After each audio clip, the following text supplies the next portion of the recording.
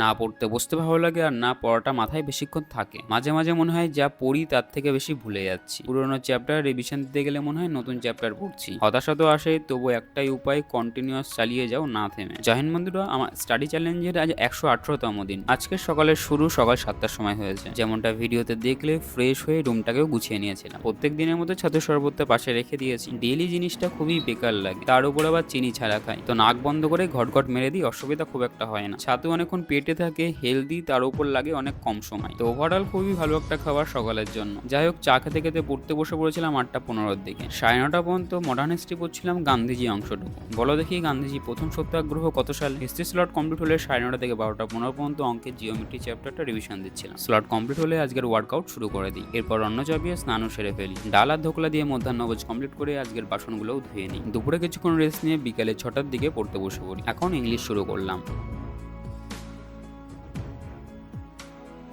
8:30 পর্যন্ত ছিল এই স্লট কমপ্লিট হলে মেডিটেশন শুরু করে দিই। টুকটাক কাজগুলো কমপ্লিট করে চা বানিয়ে নিলাম। রাতের জন্য অন্য চাপিয়ে দিয়েছিলাম, তো সেটা হয়ে গেলে ডিনার কমপ্লিট করে ফেলি। ভুলবশত সোয়াবিন দেওয়া হয়নি আর আলু সেদ্ধ ছিল না, ঘিটাও শেষ হয়ে গেছে, ডিমও আনা হয়নি, তো কোনো রকম লবণ দিয়ে ডিনারটা সেরে ফেললাম। এরপর রাতে মেডিভেল হিস্ট্রিটাই রিভিশন দিচ্ছিলাম।